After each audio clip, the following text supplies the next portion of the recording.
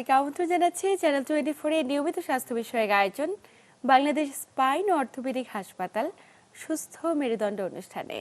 আপনাদের সাথে আছি আমি ডাক্তার অর্থি জোখরিফ। অতিরিক্ত শারীরিক চাপ কিংবা খেলাধুলার কারণে আমাদের সমাজে কাঁধের লিগামেন্ট ইনজুরি বেশ প্রচলিত একটি জটিলতা, বিশেষ করে সাঁতার, ভলিবল, ক্রিকেট কিংবা জিমন্যাস্টিকের মতো খেলায় এ ধরনের কাঁধের লিগামেন্ট ইনজুরিগুলো হরহামেশাই দেখা যায়। তবে সঠিক সময়ে আপনি যদি বিষয়টি নিয়ে গুরুত্ব না দেন, তবে এটি হতে পারে আপনার শরীরে দীর্ঘস্থায়ী কোনো জটিলতার বহিঃপ্রকাশ।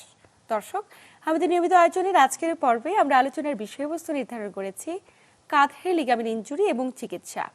আলোচনা করবার জন্য স্টুডিওতে আমাদের সাথে উপস্থিত আছেন ডাক্তার দীপাকর সরকার, যিনি কনসালটেন্ট স্পোর্টস মেডিসিন ও আর্থ্রোস্কোপিক সার্জারি। স্বাগত আমাদের আজকের আয়োজনে। আপনাকে অনেক ধন্যবাদ এবং ধন্যবাদ কর্তৃপক্ষকে আমাকে এই অনুষ্ঠানে আমন্ত্রণ জানানোর জন্য। আপনাকেও ধন্যবাদ।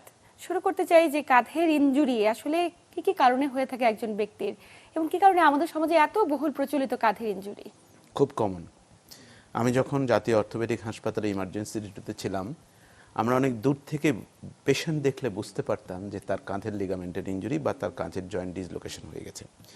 খুব কমন একটা টপিক, যেটা আসলে আমাদের অনেক রোগী ইগনোর করে এবং যেটা তার পরবর্তীতে অনেক সাফারিংয়ের কারণ হতে পারে, যেটা একটু আগে আপনি বলেছেন। খেলাধুলাজনিত কারণে সবচাইতে বেশি যে লিগামেন্ট ইনজুরি সেটা হাঁটুর পরবর্তীতে যে লিগামেন্টে ইনজুরিটা হয়ে থাকে সেটা হচ্ছে আমাদের শোল্ডার জয়েন্টের যে লিগামেন্টগুলো ইনজুরি হয়ে থাকে। শুধু যে খেলাধুলাজনিত কারণেই এই লিগামেন্টে ইনজুরি হয় তা কিন্তু না। অনেক সময় যদি কোনো কারণে, সেটা খেলাধুলাজনিত কারণে হতে পারে, আঘাতের কারণে হতে পারে, কিংবা উপর থেকে পড়ে যাওয়ার কারণে হতে পারে, কিংবা অ্যাক্সিডেন্ট, যদি কোনো সময় এই জয়েন্টটা একবার ডিসলোকেট হয়ে যায়, এই একবার ডিসলোকেশন হলে পরবর্তীতে তার রিপিটেডলি একটা ডিসলোকেশন হওয়ার সম্ভাবনা থাকে। এই রিপিটেড যে ডিসলোকেশন হচ্ছে, এটা কিন্তু আমরা বলি ক্রনিক শোল্ডার ডিসলোকেশন। এবং একবার স্পোর্টসম্যান ইনজুরির মাধ্যমে অথবা অন্য কোনো কারণে যদি ইনজুরিটা হয়ে যায়, পরবর্তীতে যা রিপিটেড ইনজুরি হচ্ছে এবং যতবার ইনজুরি হচ্ছে তার আশেপাশে যত লিগামেন্ট আছে সে এটাকে ইনজুর করতে করতে রোগীটাকে পরবর্তীতে অনেক জটিল পর্যায়ে ফেলিয়ে দিচ্ছে। এই জন্যে যাদের এই কাঁধের লিগামেন্টের ইনজুরি একবার হয়েছে, তাদের ডেফিনেটলি কোনো নিকটস্থ আর্থ্রোস্কোপিক সার্জন কিংবা রেজিস্টার অর্থোপেডিক সার্জনের সাথে মানে জরুরি ভিত্তিতে যোগাযোগ করা উচিত। নিশ্চয়ই, কিন্তু কি করে বুঝবে? মানে একজন বিশেষজ্ঞ চিকিৎসকের কাছে যেতে হলে তো উপসর্গগুলো বুঝতে হবে যে লিগামেন্ট ইনজুর্ড হয়েছে কিনা। মানে ব্যথাই কি একমাত্র উপসর্গ, নাকি অন্য কোনোভাবে বোঝার উপায় রয়েছে? নো, এখানে শুধু ব্যথা নয়। আমাদের জয়েন্টের মানে আমাদের দেহের যত জয়েন্ট আছে তার মধ্যে খুব দুর্বল একটা জয়েন্ট হচ্ছে আমাদের শোল্ডার জয়েন্ট। এই জয়েন্টটা বেসিক্যালি স্টেবিলিটি মেনটেন করে বিভিন্ন ধরনের মাসেল এবং লিগামেন্ট দ্বারা। আমাদের শোল্ডার জয়েন্ট বনি স্টেবিলিটি খুব অল্প দিয়ে থাকে। যখন একবার এই জয়েন্টটা ছুটে গিয়েছে, তার আশেপাশের যত লিগামেন্ট থাকে যেটা জয়েন্টটাকে স্টেবল করে রাখে সেটাকে ইনজুর হয়েছে। যতবার তার এই জয়েন্টটা ছুটে যাচ্ছে ইনজুর হচ্ছে। এবং একটা রোগী যখন আমাদের কাছে আসে জয়েন্ট ছুটা নিয়ে, রোগীগুলো আমি আগে বলছিলাম দেখলে বুঝতে পারি যে রোগীরা একটা টিপিক্যাল পোশ্চার আমাদের কাছে নিয়ে আসে। তার যে জয়েন্টটা ছুটে গেছে সেটা এক হাত দিয়ে ধরে ওই সাইডটা কাত করে আসে। এই লিগামেন্ট ইনজুরি হলে প্রথম যে প্রবলেমটা হয় সেটা হচ্ছে পেইন। এবং রোগীর যার একবার ডিসলোকেশন হয়েছে, যেসব সম্মানিত দর্শক এটা দেখছেন, যারা এই ডিসলোকেশনের সম্মুখীন হয়েছে একবার, তারা জানে এটা কি পরিমাণ বেদনাদায়ক। যতক্ষণ পর্যন্ত এটা রিলোকেট না করা হচ্ছে, অর্থাৎ জয়েন্টটাকে পজিশনে বসিয়ে না দেওয়া হচ্ছে, ততক্ষণ পর্যন্ত রোগীটা মারাত্মক ব্যথার সম্মুখীন হয়। নর্মালি যেটা হয় যে এই জয়েন্টটা যে কোনো কারণে একবার ইনজুরি হলে আমাদের সমাজে গ্রামে গঞ্জে বা উপজেলা লেভেলে বা জেলা লেভেলে অনেক সময় আমাদের যারা সিনিয়ররা আছেন তারা অনেকে জানে, তারা একটা নির্দিষ্ট পোশ্চারে টান দিলে এটা বসে যায়। কিন্তু যখন বসে গেল সে কিন্তু সেটেল, সে মনে করলো বাহ আমি ভালো হয়ে গেছি। কিন্তু না, এই রোগীর সূত্রপাত হলো ওইটে, শেষ কিন্তু অনেক পরে। এই যে তার একবার জয়েন্ট ছুটে গিয়েছিল, তার আশেপাশের লিগামেন্ট একটু ইনজুরি হয়েছিল, জায়গা মতো বসে গেল, পরবর্তীতে সে যদি কোনো ডাক্তারকে না দেখায় তার কিছুদিনের মধ্যে আবার এই জয়েন্টটা ছুটে যাবে। এই জন্য একবার জয়েন্ট ছুটে গেলে আমরা বলি আপনি অ্যাটলিস্ট একজন ডক্টরকে দেখিয়ে নেন। এটা আমাদের নির্দিষ্ট কিছু ম্যানোভার আছে, প্রোটোকল আছে, যেটার পরবর্তীতে আমরা এই জয়েন্টটা যে বারে বারে বের হয়ে যাচ্ছে বা লিগামেন্ট ইনজুরি হচ্ছে সেটা ঠেকাতে পারি। এই জয়েন্টটা যখন ডিসলোকেট হয় ম্যাক্সিমাম ক্ষেত্রে রোগীগুলা অনেকেই, ম্যাক্সিমাম ক্ষেত্রে বলাটা ভুল হবে, অনেকেই নিজে নিজে রিলোকেট করতে পারে, আচ্ছা। কখনো কখনো এটা পারে না। এটা যখন আমাদের কাছে আসে তখন আমাদের নির্দিষ্ট কিছু প্রসিডিওর আছে, এটা যে কোনো অর্থোপেডিক সার্জন জানে। আমরা ওই প্রসিডিওরের মাধ্যমে এটা জয়েন্টটাকে রিলোকেট অর্থাৎ পজিশনে দেওয়ার চেষ্টা করি, কখনো কখনো পারি না। সেক্ষেত্রে কিন্তু আমাদের রোগীকে অপারেশন থিয়েটারে অজ্ঞান করে এটাকে রিলোকেট করতে হয়। আচ্ছা আচ্ছা। রিলোকেট করার পরে যেটা ইম্পর্টেন্ট পার্ট সেটা হচ্ছে আমাদের অ্যাটলিস্ট 3 সপ্তাহ রোগীটাকে স্টেবিলাইজ, মানে হাতটাকে আমরা বেল্ট দিয়ে একটা বেঁধে রাখি, যেন একবার যে জয়েন্টটা ছুটে গিয়েছিল, আশেপাশে লিগামেন্ট ইনজুরি হয়েছিল, তাকে 3 সপ্তাহ রেস্ট দিলে সেই লিগামেন্টগুলো একটু স্টেবল হওয়ার চেষ্টা করে, ভালো থাকার চেষ্টা করে। কারণ এই লিগামেন্টেই কিন্তু পরবর্তীতে ওর এই হাতটাকে শক্তিশালী করে রাখবে, স্টেবিলিটি মেনটেন করবে, জয়েন্টটাকে ধরে রাখবে। যদি এটা না করা হয় তাহলে প্রথমবার যে আঘাত হলো এর পরবর্তীতে কিন্তু ওইবার লিগামেন্ট কিছু ইনজুরি হয়েছে, এরপরে আবারও ইনজুরি হয়, আবারও ইনজুরি হয়। সবচেয়ে মারাত্মক যেটা প্রবলেম রোগীরা আমাদের কাছে নিয়ে আসে, ঘুমের মধ্যে এটা ইনজুরি হয়ে যায়। আচ্ছা। এবং যখন ইনজুরি হয় রোগী কিন্তু এটা টের পায়, কারণ যে কোনো ডিসলোকেশন, আমাদের অর্থোপেডিক্সে কিছু মানে ইমার্জেন্সি কিছু কন্ডিশন আছে, যে কোনো ডিসলোকেশন ইমার্জেন্সি। মানে ওই ডিসলোকেশনকে হলে আমরা রোগীকে বলি আপনি দ্রুত ভিত্তিতে যে কোনো হসপিটালে চলে যাবেন, কোনো আশেপাশে ডাক্তার না থাকলে আপনি সরকারি হাসপাতালে ইমার্জেন্সি চলে যান, কারণ ডিসলোকেশন কারেকশন করা ইমার্জেন্সি। যত দেরি হবে তত ডিসলোকেশন কারেকশন ডিফিকাল্ট হয়ে যাবে। আচ্ছা আচ্ছা। এই জন্যে এই ইয়েটা হয় রোগীরা যখন রাতের বেলা ঘুমের মধ্যে হয়ে যায়, হাঁটতে গেলে হয়ে যায়, বিশেষ করে যখন একবার জয়েন্ট ডিসলোকেশন হয়ে গিয়েছে, তার এই মাসেল লুজ হয়ে গিয়েছে, লিগামেন্ট ইনজুরি হয়েছে, স্পেসিফিক কিছু কন্ডিশনেও রোগীদের খুব কমনলি ডিসলোকেট হয়। যেমন রোগী সাঁতার কাটতে গেলে ডিসলোকেট হয়ে যেতে পারে, ক্রিকেট বল ব্যাডমিন্টন খেলতে গেলে রোগী ছুটে যায় এটা। অনেক সময় আমরা ছোটবেলায় গাছে যে দড়ি দিয়ে ঝুলতাম ওটা করতে গেলে ডিসলোকেট হয়ে যেতে পারে। অনেক সময় আমরা সামনের দিকে কোনো কিছু ছুঁড়ে মারতে গেলে যখন হাতটা ছুঁড়ে দিই তখন ডিসলোকেট হয়ে যায়। এই সমস্ত কন্ডিশনগুলোতে কিন্তু রোগীগুলো খুব কমনলি এটা ফেস করে, রোগীগুলো আমাদের কাছে তখন চলে আসে। আচ্ছা, মানে এই যে এত জটিলতা হচ্ছে এবং এই জটিলতাগুলোর সমাধানের ক্ষেত্রে একটু যদি জানতে চাই যে আপনারা শনাক্ত করেন নিশ্চয়ই, শনাক্ত কি কেবলমাত্র এই যে আপনারা বলছেন যে দেখে বোঝা যায়, রোগীগুলোকে দেখেই তাদের অবস্থা বোঝা যায় ডিসলোকেশন হয়েছে, বিশেষ করে পরীক্ষার প্রয়োজনীয়তা রয়েছে নাকি ফিজিক্যাল এক্সারসাইজ? যে কোনো রোগী, মানে এটা হচ্ছে international protocol, as a doctor হিসেবে এভরিবডি নোস, সকলেই জানে আমরা রোগীর ডায়াগনোসিসটা কনফার্ম করি 3টা প্রোটোকলের মাধ্যমে: history, clinical examination and investigation. প্রত্যেকটা ইম্পর্টেন্ট। রোগী আসার পরে রোগী যখন এই প্রবলেমগুলো আমাদেরকে বলে, যে তার আমরা খুব কমনলি জিজ্ঞাসা করি যে বাবা আপনার সমস্যাটা কি, তখন রোগীগুলা কিন্তু খুব কমনলি বলে যে যে স্যার আমার হাত ছুটে গিয়েছিল, বারে বারে ছুটে যাচ্ছে, আমার এই প্রবলেম হচ্ছে।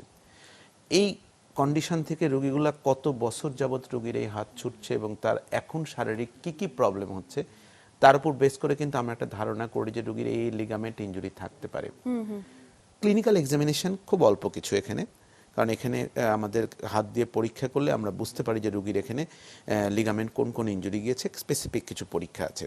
ইনভেস্টিগেশন এখানে খুব কম, একটা এক্সরে করে আমরা বনি কোনো প্যাথোলজি বা ডিফর্মিটি আছে কিনা ডিটেক্ট করি, দ্বিতীয়ত একটা এমআরআই। এই 3টা প্যারামিটারের মাধ্যমে কিন্তু আমরা বুঝতে পারি যে এই রোগীটার লিগামেন্ট কতটুকু ইনজুরি হয়েছে, তার শারীরিক প্রবলেম কতটুকু, তার এই প্রবলেমগুলো তার দৈনন্দিন জীবনে, তারপরে তার প্রফেশনাল লাইফে বা পেশাগত জীবনে কতটুকু জটিলতা সৃষ্টি করছে, সব কিছু, এবং তার বয়স, সব কিছুর উপর বেস করে আমরা আসলে ট্রিটমেন্ট প্ল্যানটা নির্ভর করি। আচ্ছা, সেক্ষেত্রে এই ট্রিটমেন্ট প্ল্যানের দিকে যদি আগাই, মানে রোগীগুলো নিশ্চয়ই বারবার হবার পরেই আপনাদের কাছে আসে, প্রাথমিক অবস্থা যদি আসে সেক্ষেত্রে চিকিৎসা পদ্ধতি ধরনগুলো কীরকম, এবং একটু যদি লেট স্টেজে আসে যখন কমপ্লিকেটেড সিচুয়েশন হয়ে গেছে তখন কি পদ্ধতি? প্রথম পর্যায়ে রোগীগুলো যখন ইনিশিয়াল স্টেজে থাকে, কারণ একটা জয়েন্ট, শোল্ডার জয়েন্ট যখন একবার ছুটে তার যতটুকু লিগামেন্ট ইনজুরি করে, যখন তার 50 বার ছুটে যায় তার লিগামেন্ট ইনজুরি কিন্তু অনেক বেশি হবে। একদম। এই জন্য রোগীদের আমার খুব বিনীত অনুরোধ যে আপনাদের যখন এরকম জয়েন্টের কোনো ডিসলোকেশন হবে, আপনার নিকটস্থ কোনো রেজিস্টার্ড অর্থোপেডিক ডাক্তারকে দেখাবেন। প্রাথমিক পর্যায়ে আমরা আসলে যদি আমরা রিলোকেট করতে পারি ম্যানুয়ালি অথবা যে কোনোভাবেই হোক, আমরা রোগীদেরকে 3 সপ্তাহ পরে যেটা করি, কিছু এক্সারসাইজ, অর্থাৎ যে লিগামেন্টগুলো তার জয়েন্টটাকে স্টেবল করে ধরে রাখে, এক্সারসাইজ ফিজিওথেরাপির মাধ্যমে ওই লিগামেন্টটাকে আমরা ওই ইনজুর্ড লিগামেন্ট, সেটা তো অল্প ইনজুরি হয়েছে, কেবল একবার দুইবার হয়েছে, স্টেবল করার, শক্তিশালী করার চেষ্টা করি। যত বেশি লিগামেন্ট শক্তিশালী হবে ওই শোল্ডার জয়েন্টের, তত পরবর্তীতে ডিসলোকেশন হওয়ার সম্ভাবনা কমে যাবে। আচ্ছা, এই যে ফিজিওথেরাপি দেওয়ার পরামর্শ থাকে, এই ফিজিওথেরাপি দেওয়ার নির্দিষ্ট নিয়ম রয়েছে নিশ্চয়ই, এবং নির্দিষ্ট সময়সীমা পর্যন্ত দেওয়াটা জরুরি, যতদিন পর্যন্ত মাসলটার স্ট্রেংথ বাড়ে। বিস্তারিত জানবো ফিজিওথেরাপির ভূমিকা এবং চিকিৎসা পদ্ধতির অবদানগুলো নিয়ে, তবে সময় হচ্ছে একটা ছোট্ট বিরতি নেবার। প্রিয় দর্শক, বাংলাদেশ স্পাইন অর্থোপেডিক হাসপাতাল সুস্থ মেরুদণ্ড অনুষ্ঠান থেকে নিচ্ছি ছোট্ট একটি বিরতি, সাথেই থাকুন।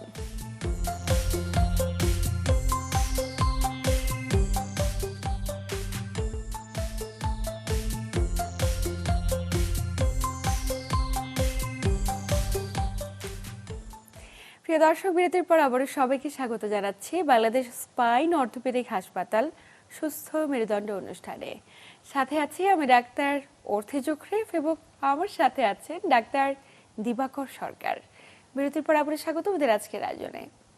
বিরতির আগে স্যার কথা বলছিলাম যে কাঁধের যদি লিগামেন্ট ইনজুরি হয়ে যায় সেক্ষেত্রে আসলে চিকিৎসা পদ্ধতির ধরনগুলো কিরকম। আপনি বলছিলেন যদি 50 বার ইনজুরি নিয়ে সে বারবার সেটাকে ডিসলোকেশন করে তাহলে ছিঁড়ে যাওয়ার সংখ্যা বা সম্ভাবনা অনেক মাত্রায় বেশি থাকে, যেটি প্রাথমিক অবস্থায় এলে আসলে ফিজিওথেরাপির মাধ্যমে পূরণ করা যেত। একটু জানতে চাই যে ফিজিওথেরাপির বিষয়গুলো নিয়ে আমাদের দেশে অনেক অসচেতনতা রয়েছে, কতদিন দিতে হবে বা কিভাবে মাসলটাকে স্ট্রেন করতে হবে খুব একটা সচেতন না, হয়তো বা 2-1 বার দেবার পরে অনেকে বন্ধ করে দেয়, আবার যখন জটিলতা হয় তখন 2-1 বার দেয়। এই বিষয়গুলো আসলে কতটুকু সঠিক?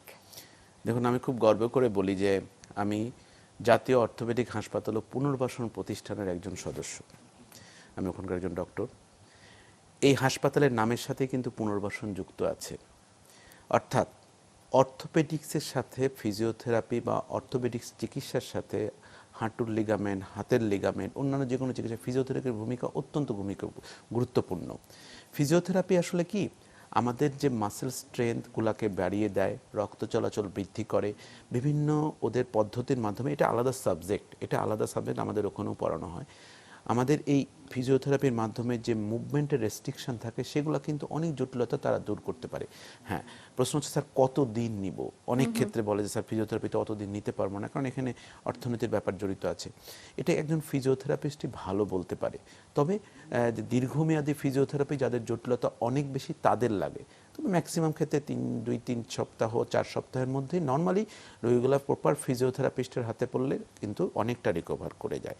এই জন্যে আমাদের অর্থোপেডিক্সে ফিজিওথেরাপির ভূমিকা অত্যন্ত গুরুত্বপূর্ণ এবং আমরা এটাকে অতপ্রতভাবে গ্র্যাব করি। নিশ্চয়ই। পাশাপাশি যখন স্টেজ অনেক ডিলে হয়ে যায় বা অনেক দেরিতে আসে, অলরেডি তখন লিগামেন্ট ইনজুরি হয়ে গেছে অনেক বেশি পরিমাণে, তখন গিয়ে কি অপারেশনের ভূমিকা রয়েছে এবং অপারেশনটা আসলে কোন পদ্ধতিতে করা হয়ে থাকে? দেখুন, অপারেশনটা নির্ভর করে এখানে অনেকগুলো প্যারামিটারের ওপরে। রোগীর প্রফেশন, রোগীর কতবার ডিসলোকেশন হচ্ছে, রোগীর এটা সিমটম অর্থাৎ লক্ষণ কত বেশি, তার নর্মাল লাইফকে হ্যাম্পার করছে কিনা। একটা পেশেন্ট যখন বলে যে স্যার আমার ঘুমের মধ্যে ডিসলোকেট হয়ে যায়, আমি হাঁটতে গেলে ডিসলোকেট হয়, আমি নর্মাল লাইফ লিড করতে পারি, আমি হাতে সব কিছু ভয় পাই, তার আমি ক্লিনিক্যাল এক্সামিনেশন করে দেখলাম তার লিগামেন্ট অনেক ইনজুরি, তার এক্সরে এমআরআই করে দেখলাম, সেসব কন্ডিশনে আমাদের কিন্তু মানে প্যারামিটার আছে যে কোন ক্ষেত্রে আমি অপারেশনে যাব। সকলের অপারেশন লাগে না, অনেক রোগী ইনিশিয়াল স্টেজে আসলে কম ইনজুরি থাকলে ওষুধ থেরাপির মাধ্যমে অনেকটা ভালো হয়ে যায়। তবে যাদের ইনজুরিটা অনেক বেশি এবং তার নর্মাল লাইফ, তার প্রফেশনাল লাইফে হ্যাম্পার করছে, সেসব কন্ডিশনে আমরা এটা সার্জারির চিন্তা করি। এবং সবচাইতে সুখের বিষয় হচ্ছে গোটা ওয়ার্ল্ডে বহির্বিশ্বে সবচেয়ে আধুনিক যন্ত্রের মাধ্যমে এটা যেমন করা হয় ছোট্ট 2টা ছিদ্রের মাধ্যমে, আমরাও খুব এখন গর্বের সাথে বাংলাদেশে এই সার্ভিসটা দিচ্ছি এবং আমরাও ফুটো করে অপারেশন করছি, রোগীগুলো অনেকটাই ভালো হয়ে যাচ্ছে। আচ্ছা, এক্ষেত্রে জানতে চাই যে ছিদ্র করে অপারেশন করার ক্ষেত্রে নর্মাল যেমন কাটাছেঁড়া করে অপারেশন করা হতো, দীর্ঘ সময়ের বিষয় ছিল, এখন তো খুব ছোট্ট একটি ছিদ্র, যেহেতু নিশ্চয়ই দ্রুত সময়ের মাঝে চিকিৎসা করা সম্ভব। মানে এই পদ্ধতি সম্পর্কে একটু বিস্তারিত জানতে চাই যে আসলে আমাদের বাংলাদেশে সব জায়গায় এটা অ্যাভেলেবল কিনা, এবং বাংলাদেশে এই যে অপারেশনটি হচ্ছে সফলতার রেট কিরকম, পার্শ্ব প্রতিক্রিয়ার সংখ্যা কতটুকু? আমাদের বাংলাদেশের একদম গ্রাম পর্যায়ের মানুষও জানে বর্তমানে যে পিত্তথলির পাথর অপারেশন ফুটো করে করা হয় এবং উপজেলা লেভেলে পর্যায়ে এটা এখন পৌঁছে গেছে। এটাকে ল্যাপ্রোস্কোপিক সার্জারি বলে, আমাদের মেডিকেলের ভাষায়। আমাদের অর্থোপেডিক্সের ভাষায় আমরা যখন জয়েন্টের লিগামেন্ট অপারেশন করি ছোট্ট দুটো ছিদ্রের মাধ্যমে, মেশিনের মাধ্যমে দেখে কম্পিউটারে, এটাকে আর্থ্রোস্কোপিক সার্জারি বলে। এবং যত কম কাটা, যত কম হসপিটাল স্টে, রোগীর আউটকাম তত ভালো, রোগীর ইকোনমিক বার্ডেন অর্থাৎ অর্থনৈতিক বোঝা আমি তত কমাতে পারি, কারণ হসপিটাল স্টে করতে হচ্ছে না। এক্ষেত্রে কিন্তু রোগীগুলার ইনফেকশনের সম্ভাবনা অনেক কমে যায়। আমাদের হাঁটুর লিগামেন্টের কাঁধের লিগামেন্টের যে সার্জারি, সেটা কিন্তু ছোট্ট দুটো ফিটের মাধ্যমে একটা একটা করে ছিটাই পড়ে, বাস একদিন হসপিটালসে পরে চলে যায়। বাট অপারেশন পরবর্তী, এটা সবসময় রোগীদেরকে আমরা বলে থাকি, অপারেশন আমরা করে দেবো 1-1.5 ঘন্টার অপারেশন, বাট সফলতাটা কিন্তু নির্ভর করবে ওনার পরবর্তী ফলো আপ, ব্যায়াম, ফিজিওথেরাপির উপরে। মানে সেক্ষেত্রে প্রশ্ন চলে আসে যে, যেমনটি আপনি বললেন যে খুব যেহেতু স্বল্প সময়ের মাঝে অপারেশন, হসপিটাল স্টে কম, খরচটা অনেকখানি কমে আসে, কিন্তু সাধারণ মানুষের প্রশ্ন থেকেই যায় যে আগে যে পদ্ধতিতে করা হতো সেটা চাইতে কি এটা অনেক কম খরচে হয়ে যাচ্ছে, এবং সেক্ষেত্রে সফলতার হারটা নির্ভর করে নিশ্চয়ই পরবর্তীতে কতটুকু তিনি সুরক্ষিত রাখছেন নিজেকে। যদি ইনফেকশন হয়ে যায়, হাসপাতাল থেকে তো দ্রুত বাসা চলে যাচ্ছে, ইনফেকশনের দায়টা আসলে কার? এটা তো অনেক ভেগ প্রশ্ন। দেখুন, যত কম কাটা, যত শর্ট টাইম হসপিটাল স্টে, ইনফেকশনের সম্ভাবনা তত বেশি। তারপরও মানে মালিক তো উপরালা। আর এখানে যে খরচের কথাটা বললেন, এটা দেখুন, আমরা অপারেশনটা করি মেশিনের মাধ্যমে, ক্যামেরায় দেখে দেখে। এখানে অনেক জিগ, মানে আমাদের ইনস্ট্রুমেন্ট ব্যবহার করতে হয়, জিগ ব্যবহার করতে হয়, এবং আমাদের অ্যাঙ্কর ব্যবহার করতে হয়। আমাদের খরচটা মেইনলি চলে যায় ওই অ্যাঙ্কর, কারণ কম কাটায়, কম ছোট ছিদ্রের মাধ্যমে অপারেশন, কিন্তু কিছু স্পেসিফিক ইনস্ট্রুমেন্ট এখানে ইউজ করা হয় যেটা আর কখনো বের করা লাগে না, সেইটার খরচ কিছুটা বেশি। তবে এটি ইনস্টিটিউশন ভ্যারি করে। তারপরেও আমি বলবো, অ্যাজ এ কম্পারিজন, রোগীদের আগে যত বেশি কাটা হতো, রোগীর মানে শারীরিক কষ্ট যত বেশি হতো, সেই তুলনায় এটা অনেক কম, শুধু দুটো সূক্ষ্ম ছিদ্র, একদিন হসপিটাল স্টে। আমি বলি ইন কম্পারিজন, কাটাছেঁড়া বিহীনভাবে এই অপারেশনের সফলতার হার অনেক বেশি। শুনে খুবই চমৎকারভাবে বলেছেন, এবং দীর্ঘ 1টি মাস বা 2টো মাস ধরে সাফার করার চাইতে দ্রুত সময়ের মধ্যে সুস্থ হয়ে যাওয়াটা অনেক বেশি জরুরি, তাতে করে স্বাভাবিক কর্মকাণ্ডে ফিরে যেতে পারে রোগীরা। একদম আলোচনা শেষ প্রান্তে, আপনারা এই বিষয়গুলোকে আসলে সাধারণ মানুষের কাছে পৌঁছে দিচ্ছেন, এই আলোচনাগুলোর মাধ্যমে সচেতন করছেন, হয়তো প্রত্যেকটি ব্যক্তি সচেতন হবে যাতে দ্রুত সময়ের মাঝে হাসপাতালে এসে চিকিৎসা ব্যবস্থা কিংবা চিকিৎসা সেবার আওতাভুক্ত হতে পারে। আপনাকে আন্তরিক ধন্যবাদ। আপনাকে অনেক ধন্যবাদ। প্রিয় দর্শক, বিশেষজ্ঞ চিকিৎসক যেমনটি বলছিল, কাঁধের লিগামেন্টে ইনজুরি হয়েছে কিনা সেটি শনাক্ত করা যেমন জরুরি, তেমনি যদি আপনার কাঁধের ইনজুরির ক্ষেত্রে অপারেশন প্রয়োজন হয়, অপারেশনটি কতটুকু সফল হবে সেটি নির্ভর করে অপারেশন পরবর্তী আপনি কতটুকু ফিজিওথেরাপি দিচ্ছেন, কিংবা অপারেশন পরবর্তী সময়ে কতটুকু আসলে নিয়মিত ফলো আপ করছেন। ফলো আপ বিষয়টি আসে যে বিশেষজ্ঞ চিকিৎসকের সঙ্গে আপনি কতটুকু নিয়মিত গিয়ে দেখা করে কতটুকু ইমপ্রুভ হলো সেটি একদম শনাক্ত করছেন, কিংবা সেই অনুযায়ী সামনে আগাচ্ছেন। দর্শকের বিষয়গুলো অবশ্যই খেয়াল রেখে অপারেশনের পদ্ধতিগুলো যাচাই বাছাই করুন, এবং অপারেশন পরবর্তী সময়ে অবশ্যই একটুখানি সচেতন হন। সবাই ভালো থাকুন, সুস্থ থাকুন, এবং চ্যানেল 24-এর সাথেই থাকুন।